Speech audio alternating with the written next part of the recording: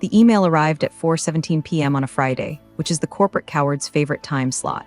It allows the sender to scurry out to their Tesla and hit the 405 freeway before the recipient has time to process the rage. Subject: compensation review/Q3 adjustment. I didn't open it immediately. I let it sit there, bold and unread, pulsing like a migraine in the center of my Outlook monitor. I took a sip of my lukewarm green tea. I looked around the open plan office of Zephyr Stream, a mid-sized SaaS disruptor in Silicon Valley that smelled perpetually of roasted coffee beans and desperation. To my left, the sales team was playing frantic ping-pong, high-fiving over a deal I knew for a fact they had structured incorrectly. To my right, the marketing interns were filming a TikTok dance about hustle culture. I am Mara. I am 42 years old. I am the senior contracts and IP analyst. That means I'm the person who reads the 400-page documents that the bros in sales sign without looking. I'm the one who makes sure we don't accidentally sell the rights to our source code to a shell company in the Caymans. I am the invisible guardrail on a highway full of drunk drivers. I clicked the email. Hi Mara, thanks for your patience regarding the compensation adjustment request. You've reviewed your performance metrics, which remain stellar. However, due to current reallocation of Q3 liquidity into strategic acquisition channels, your raise got lost in legal. We simply don't have the approval code to push it through this cycle. Let's revisit next quarter. Best Tyler HR business partner, lost in legal. I stared at the phrase. It was cute. It was ironic. It was a lie so lazy it was almost insulting. I am legal, or at least, I am the backbone of it. The general counsel, a man named Greg who spends 80% of his time golfing and the other 20% asking me how to convert PDFs to Word, wouldn't know a budget approval code if it bit him on his Callaway Polo. This was the third year in a row. 3 years ago, it was pandemic uncertainty. 2 years ago, it was market volatility. Now, it was lost in legal. Meanwhile, I knew for a fact that Tyler in HR had just approved a $15,000 retention bonus for a junior developer who had broken the build server twice last month. I knew this because I processed the NDA paperwork for the bonuses.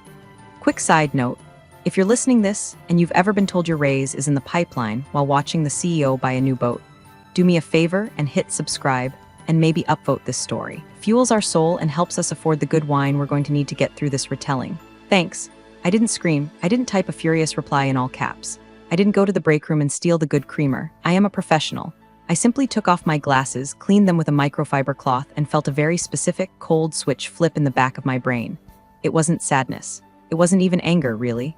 It was clarity. I thought I was furniture. A sturdy, reliable, ergonomic chair that you sit on and forget. They assumed that because I was quiet, because I didn't play ping pong, because I didn't wear Patagonia vests and shout, "Let's go," when I closed a ticket that I had no leverage. They were wrong. I looked at the sales team again. They were celebrating the Vanguard account. It was the crown jewel. An $80 million joint venture with a massive defense logistics firm was the deal that was going to make Zephyr Stream a unicorn. It was the deal that paid for the CEO's new glass-walled office. It was also a deal that I had written, not the glossy pitch deck, not the handshake. I wrote the contract. The Master Service Agreement, MSA, the IP indemnity schedule, the 60-page addendum on royalty structures. I remembered that addendum vividly. I wrote it 3 years ago, late at night, when the company was desperate and cash poor. Needed Vanguard to sign, but we couldn't offer them the upfront equity they wanted. So I had crafted a performance-based royalty trigger. It was complex. It was buried in legalese that made your eyes bleed if you didn't know what you were looking for. I stood up. My knees popped slightly, a reminder that I wasn't 25 anymore. I walked past the ping-pong table. "Hey Mara, smile," one of the account executives yelled, banking a shot off the wall. "It's Friday." I gave him a thin, tight smile. "Have a great weekend, Braden." I walked to the secure file room. Most things were digital now, but the original Vanguard contract with the wet signatures was kept in the fireproof safe. I had the code. Of course I had the code. I was the only one who ever went in there. The room smelled of ozone and dust. I spun the dial on the heavy steel cabinet. Click, click, clack. I pulled out the binder. It was 3 inches thick, navy blue, labeled Vanguard Licensing Agreement Executed Copy. I opened it to page 42, Clause 14C. I ran my finger over the text. The font was Times New Roman, size 10, small, unassuming, deadly. In the event that the licensor, Zephyr Stream, achieves 3 consecutive quarters of 99.99% uptime while processing in excess of 5 terabytes of client data, the milestones, licensor acknowledges that intellectual property rights for the core algorithm shall shift to a shared royalty model, entitling the original IP architect to a retroactive commission of 0.5% of gross contract value, unless a waiver is signed by said architect. I checked the signature page. Signed by the CEO of Vanguard, signed by our CEO, and on the bottom line, IP architect/drafting analyst. Signed, Mara L. Reyes. I closed the binder. The silence in the file room was heavy, but it wasn't empty. It was full of potential energy. Lost in legal, I whispered to the empty room. The irony was delicious. My raise wasn't lost. It was right here, hiding in plain sight, compounding interest for 3 years. I wasn't going to reply to Tyler. I wasn't going to beg. I was going to teach them a lesson about the importance of reading the fine print. I slipped the binder into my tote bag. Technically, taking original documents is a violation of company policy. But then again, so is wage theft. And I had a feeling that by Monday morning, company policy wasn't going to matter much anymore. I spent the weekend in my home office, which is the exact opposite of Zephyr Stream's headquarters. It's quiet, it's organized. There's no ping-pong table, only a very efficient espresso machine and a cat named Sertarari who judges me from a sunbeam. I had the contract, now I needed the data. Clause 14C was a dormant trigger. It relied on performance metrics. If the company sucked, the clause meant nothing. If the company did well, exceptionally well, the clause woke up and demanded to be fed. I logged into the admin dashboard. My access level is God mode. Not because I'm a hacker, but because 5 years ago, the CTO got tired of manually approving my requests for audit logs and just gave me root access to the data warehouse. He probably forgot he did it. People forget a lot of things about me. I pulled the uptime reports for the last 24 months. Q1 2023, 99.992% uptime.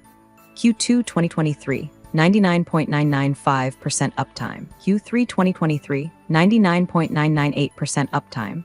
There it was. The first milestone, 3 consecutive quarters of near perfection. I remembered those months. The engineering team had slept under their desks. I had personally ordered 70 pizzas for late-night coding sessions. The CEO had bought himself a Porsche to celebrate the team's resilience. I had received a $50 Starbucks gift card. Next, the data volume. Client data processed, 12 terabytes. 15 terabytes, 22 terabytes, way over the 5 TB threshold. I sat back, the blue light of the monitor reflecting in my glasses. The math was simple, but the implications were staggering. 0.5% of the gross contract value. The Vanguard deal was valued at $80 million over 5 years. That's $400,000, plus retroactive penalties for failure to notify. Plus interest, we were looking at $500,000. Minimum. But it wasn't just the money, it was the structure. I had written Clause 14C as a poison pill to protect the company from a hostile takeover back when we were a startup. It was designed to make the IP expensive if someone tried to steal it. But in their arrogance, the current executive team, most of whom were hired after I wrote the contract, had never bothered to reread the legacy agreements. They treated the Vanguard deal like a cash cow, milking it dry, oblivious to the fact that the fence around the pasture was electrified. I printed every log. I printed the quarterly reports where the CEO bragged about these exact numbers to the board. I printed the email from the CTO confirming flawless execution of Vanguard protocols. I was building a fortress of paper. Sunday night, I sat on my patio with a glass of Cabernet. I watched the California sunset bleed purple and orange over the hills. I thought about Tyler in HR. I thought about his lost in legal email. He had tried to save the company maybe $10,000 a year by denying my raise. In doing so, he had forced me to audit my own worth. I took out my phone. I didn't call a lawyer, not yet. I called the one person who would appreciate the irony of this situation as much as I did. I called the enemy. Well, enemy is a strong word. In the world of high-stakes contracts, opposing counsel isn't your enemy, they are your sparring partner. If you're good, there's a mutual respect. I dialed the number for Robert Vance. He was the general counsel for Vanguard, a shark in a bespoke suit, a man who had negotiated treaties for defense contractors. He scared the living daylights out of our CEO. He answered on the second ring. Mara, his voice was gravel and expensive scotch. Sunday, either the servers are down or you're quitting. Neither, Robert, I said, swirling my wine. I'm doing some housekeeping. I was reviewing the MSA we executed 3 years ago, specifically the royalty addendum. There was a pause on the line, a long, heavy silence. I could hear him shifting in his leather chair. Clause 14C, he asked. He knew, of course he knew. He was a good lawyer. He had probably flagged it years ago, laughed at how dangerous it was for us, and signed it because it didn't hurt Vanguard. In fact, if we defaulted on paying the IP architect, me, it technically put Zephyr Stream in breach of the vendor compliance standards. Clause 14C, I confirmed. It seems my company has overlooked the notification requirements. The milestones were met 18 months ago and they haven't paid you, Robert asked.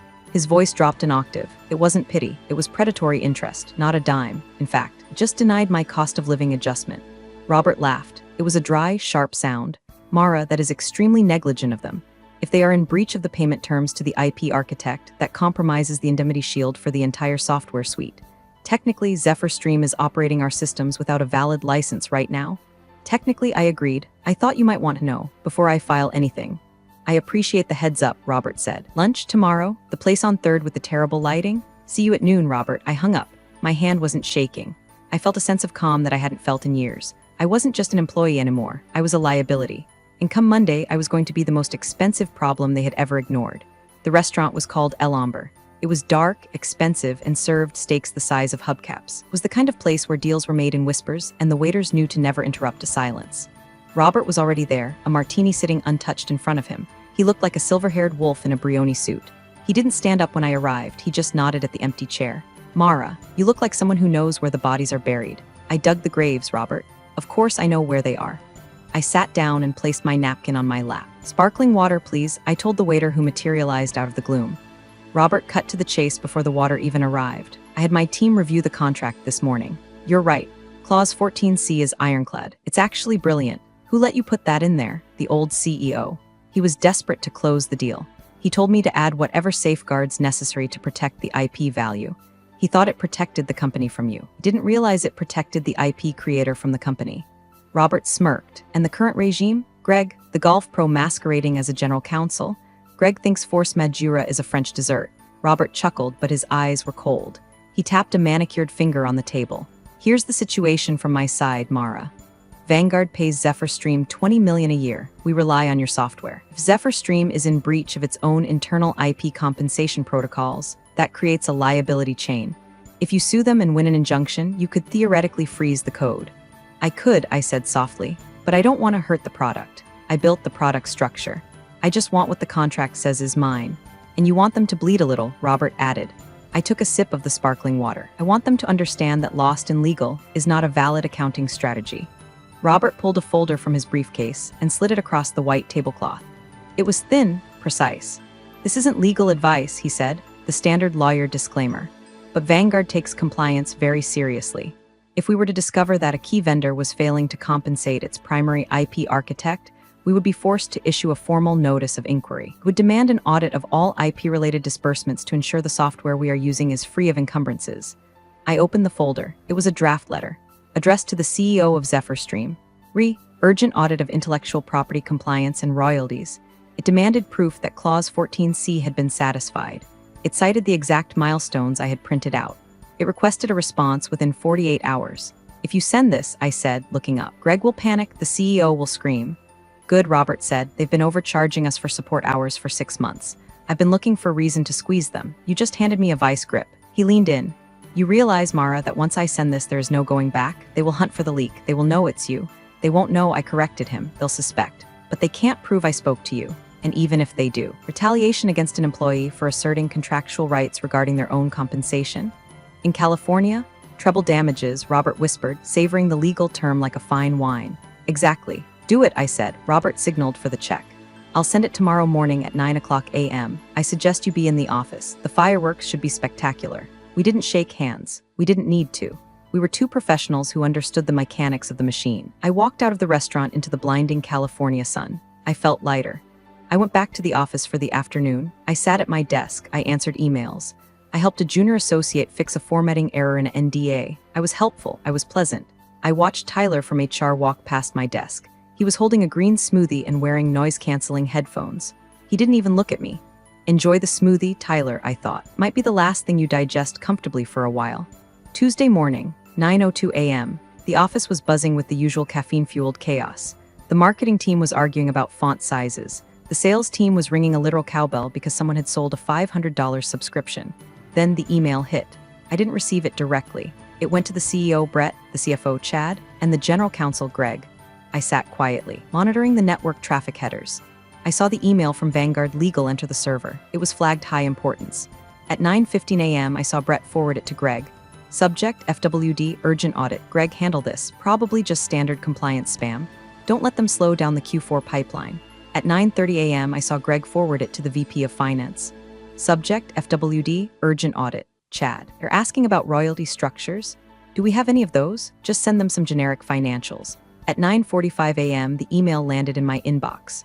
From Greg General Counsel to Mara Ray's subject. Vanguard whining again, Mara. Vanguard sent some formal nonsense about an IP audit in Clause 14C. Sounds like legacy contract gibberish. Can you draft a standard we are in full compliance response? Don't spend too much time on it. I need you to focus on the merger due diligence. THXG, I stared at the screen. I had to bite the inside of my cheek to keep from laughing out loud. They hadn't even read it. They hadn't opened the attachment where Robert had explicitly listed the milestones. They saw Clause 14C, didn't know what it was, and blindly forwarded it to the one person in the company who knew exactly what it was. They were asking the arsonist to investigate the smell of smoke. I opened the email. I hit reply. Hi Greg, I'll log this in the compliance tracker. I need to pull the original files to verify the specific language of Clause 14C. It might take a few days to cross-reference with the performance logs. I'll keep you posted. Best Mara, sure thing. Take your time, Greg replied instantly. Take my time. I wasn't going to take my time. I was going to let the clock run out. The Vanguard letter demanded a response within 48 hours. That meant Thursday morning. If we missed the deadline, Vanguard reserved the right to suspend payments pending investigation. I created a new digital folder on my encrypted drive. I named it Contingency Escalation. Into this folder, I dragged 1. The original email from HR denying my raise. 2. Email from Greg asking me to handle the audit regarding my own unpaid royalties. 3. A PDF export of the Slack conversation where Chad, CFO, joked about hiding profits to avoid paying out bonuses last year. I archive everything. Never annoy the person who manages the data retention policy. Wednesday passed in a blur of surreal normalcy. I sat in meetings where Brett talked about radical transparency and valuing our people. I watched him present a slide deck about our record-breaking uptime. We are unstoppable. Brett cheered, fist pumping. Vanguard is thrilled with our performance. They are thrilled with the performance, I thought. They are less thrilled that you're stealing from the architect of that performance. I looked at Greg during the meeting. He was scrolling through Instagram on his phone under the table. He had completely forgotten about the Vanguard email. To him, it was just another task he had delegated to the help. I felt a strange sensation in my chest. For years, I had resented being invisible. I hated being the woman in the gray cardigan who fixed the formatting while the men in vests took the credit. But now, invisibility was a superpower. I was a ghost in the machine. I was walking through walls, planting dynamite, and they were handing me the matches. Thursday arrived. The 48-hour deadline was approaching. I didn't send the response. I didn't draft the We Are in Compliance letter. Instead, I updated the ticket in our internal system. Status, pending legal review. Awaiting executive sign-off. Technically, I was waiting. I was waiting for them to do their jobs. I was waiting for them to realize that the cliff edge was right there. They didn't. At 5:00 p.m. on Thursday, the deadline passed. At 5:01 p.m., my phone buzzed. A text from Robert. Radio silence. Old move, I replied. They think it's spam. They delegated it to me. I'm reviewing. Robert replied with a single emoji. Popcorn, the trap was set. Now we just had to wait for the snap. Friday morning, the audit committee meeting. This was usually a borefest where Chad, the CFO, tried to explain why we were burning cash faster than a bonfire in a wind tunnel. Today, however, the atmosphere was different. There was a weird energy. We gathered in the Disrupt conference room. Glass walls, uncomfortable avant-garde chairs, a $20,000 espresso machine humming in the corner. Chad stood at the head of the table. He was 35, wore a vest that cost more than my car, and had the confidence of a man who had never been told no in his life. Okay team, Chad said, clapping his hands. Vanguard payments are looking weird this month. Accounts receivable says the wire is pending. Anyone know why? My heart did a slow, heavy thud. Vanguard had frozen the payment. Robert moved fast, probably just a bank holiday in. Wherever they bank, Greg said, spinning a pen. I'll ping them, do that, Chad said. We need that cash flow for the Q4 offsite in Tahoe. Then a voice spoke up from the end of the table. Actually, it was Kevin. Kevin was a 22-year-old junior analyst, fresh out of Stanford. Smart, too smart. I was looking at the liability ledger yesterday. I saw a flag on the contingent liabilities tab. Something about royalty class B. It's accruing at like 0.5% of gross. The room went quiet. Chad frowned. Royalty? We don't pay royalties. We're a SaaS platform, not a record label. It's in the legacy code base, Kevin persisted, tapping his laptop. Clause 14C? It says it triggers upon uptime milestones. The system automatically flagged it as a liability because our uptime is so high. Chad looked at Greg. Greg, what the hell is Kevin talking about? Greg looked blank. I don't know. Probably some old boilerplate the previous lawyers left in. Ignore it. I can't just ignore a flagged liability, Kevin said, his voice shaking slightly. If the auditors see this? Kevin, Chad snapped. We are not paying royalties. Delete the flag. Reclassify it as system error. I watched Kevin. He looked uncomfortable. He looked at his screen. And he looked up and locked eyes with me. He knew I handled contracts. I held his gaze. I didn't shake my head. I didn't nod. I just stared at him with a neutral, intense expression that said, don't be a hero, kid. Kevin looked back at Chad. But if the contract says, delete the flag, Kevin, Chad barked. God, why does everyone in this company want to find problems? We are trying to scale. Reclassify it and let's move on. Kevin slumped. Okay. Classifying as error. He typed the command. The red flag on the screen disappeared. They had just committed financial fraud, willful suppression of a known liability in front of witnesses. I quietly opened my notebook and wrote down the time, 10:14 a.m. Chad orders deletion of Clause 14C liability flag. Kevin complies under duress. Mara, Chad turned to me suddenly. You track the IP stuff. We don't owe anyone royalties, right? This was the moment. I could lie and protect myself for now, but implicate myself later. Or I could tell the truth in a way they wouldn't hear. The contract language is very specific, Chad, I said, my voice steady. Clause 14C exists. It was signed by the previous executive team. Whether or not you choose to acknowledge the liability is an accounting decision, not a contractual one. See, Chad said, turning back to the room. It's legacy junk, an accounting decision. And I've decided it's zero. Moving on, he heard what he wanted to hear. He heard you can decide. He didn't hear you are breaking the law. I looked down at my notebook. My hand was trembling slightly now, not from fear, from adrenaline. After the meeting, I received a Slack message from Kevin. Kevin, hey Mara, that clause? It had your initials on the draft log. You wrote it, didn't you? I hesitated. Kevin was a good kid. I didn't want him to go down with the ship. Mara, Kevin, if I were you, I would send an email to Chad confirming his instruction to delete that flag. BCC your personal email, just for your records. Kevin, is it that bad? Mara, do it now. I saw the Kevin is typing, bubble for a long time, then it stopped. 10 minutes later, I got a BCC on an email from Kevin to Chad. Subject, confirmation of instruction to reclassify royalty flag. Chad, per our meeting. I have removed the liability flag as instructed. Smart kid. He just bought himself a life raft. As for Chad and Greg, they had just drilled a hole in the hull of the Titanic to let the water out. The weekend felt like holding your breath underwater. Vanguard had frozen the payment on Friday afternoon. Usually this would trigger alarms immediately. But Chad, in his infinite wisdom, had left early for a networking retreat in Napa. The accounts receivable team saw the error, emailed Chad, got his out-of-office auto-reply, and decided it was a problem for Monday. Perfect storm. I spent Saturday morning with my personal attorney, a sharp, terrifying woman named Alina who operated out of a strip mall office next to a Thai massage parlor. Don't let the location fool you. Alina ate corporate lawyers for breakfast. I laid it all out, the binder, the emails, the lost in legal rejection, timeline of the ignored Vanguard notices, the notes from the finance meeting where Chad ordered the fraud. Alina read through everything, her face unmoving. She flipped through the pages with a rhythmic snap, snap, snap. Finally, she looked up over her glasses. They are incredibly stupid, she said. They're arrogant, I corrected. They think rules are for other people. Well, Alina smiled, revealing very white, very sharp teeth. Rules are about to become very expensive for them. Here is the strategy. Vanguard sues for breach. Zephyr Stream will panic. They will try to fire you for negligence in not warning them. That's when we drop the whistleblower suit. Retaliation, wage theft, and since they ordered the deletion of the financial flag, Sarbanes-Oxley violations. I don't want to destroy the company, Alina, I said. I just want my royalties, and I want them to admit they were wrong. Mara, she said gently, you don't get one without the other. You're a cancer, you have to cut it out. She drafted a letter of representation. To Zephyr Stream Legal Department. Rights and claims of Mara L. raised regarding intellectual property royalties. Do not send this yet, Alina instructed. Wait until Vanguard drops the hammer. Then, 10 minutes later, you send this to HR. It freezes them. They can't fire you while you have an active legal claim regarding the very issue they are being sued over. Makes you untouchable. I went home. I cleaned my apartment. I scrubbed the grout in the shower. I needed to do something with my hands. Sunday night, I couldn't sleep. I sat in my living room, staring at the dark screen of my TV. I thought about the last 5 years, the late nights, the weekends I worked for free because we're a family, the time I missed my niece's baptism because the server crashed and I had to review the emergency vendor contracts. I had given them everything and they couldn't even give me a cost of living raise. Your raise got lost in legal, I whispered to the dark. It wasn't about the money anymore. It was about dignity. It was about the fact that they looked at me and saw nothing. Well, tomorrow they were going to look at me and see God. I opened my planner to Monday's date. I wrote a single word, supina. I laid out my outfit for the next day, a black blazer, sharp, severe. A funeral for your career suit. I checked my email one last time. Nothing from Chad, nothing from Greg. They were sleeping soundly, dreaming of bonuses in Tahoe. I turned off the light. Sleep tight, boys, I said. Winter is coming. Monday, 8:45 a.m., the all-hands meeting.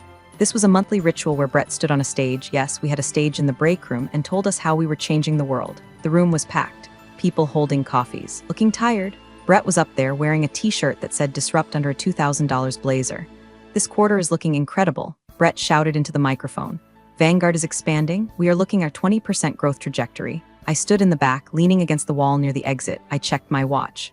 8:52 a.m. The double doors at the back of the room opened. It wasn't a late employee. 2 men in dark suits walked in. They weren't wearing tech casual. They were wearing federal court formal. Behind them walked Robert Vance. The room quieted down. Ripples of confusion spread from the back to the front. Brett stopped talking mid-sentence. Can I help you, gentlemen? Brett asked, squinting against the stage lights. Robert walked straight to the stage. He didn't look at the crowd. He looked at Brett. Brett Sterling? Robert asked. His voice didn't need a microphone, it carried. Yeah, who are you? One of the men in suits stepped forward and handed Brett a thick stack of papers bound with a heavy clip. You are being served, the man said. Civil lawsuit for breach of contract, intellectual property theft, and willful noncompliance. Plaintiff, Vanguard Defense Logistics.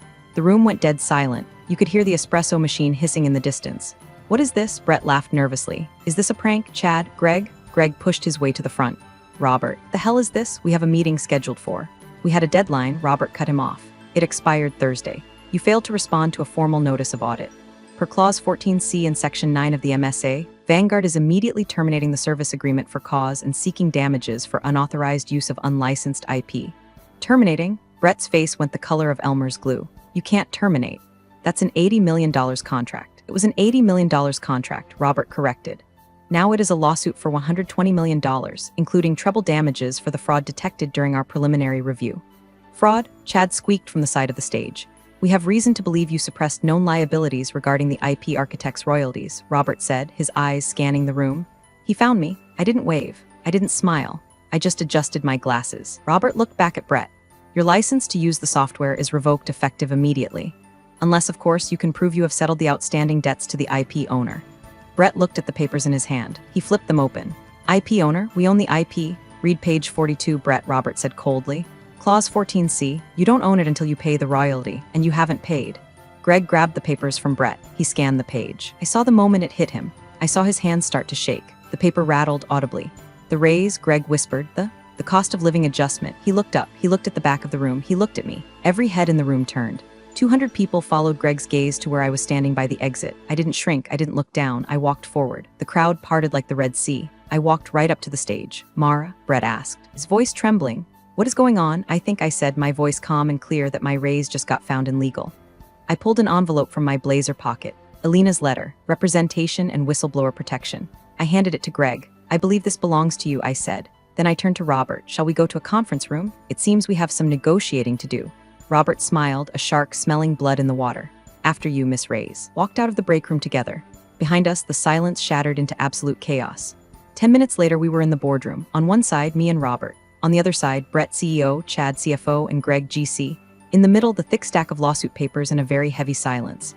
Brett looked like he was going to vomit. Mara, look, we can fix this. We can unlock that raise. Retroactive. 5%, 10%, I laughed. It was a genuine laugh.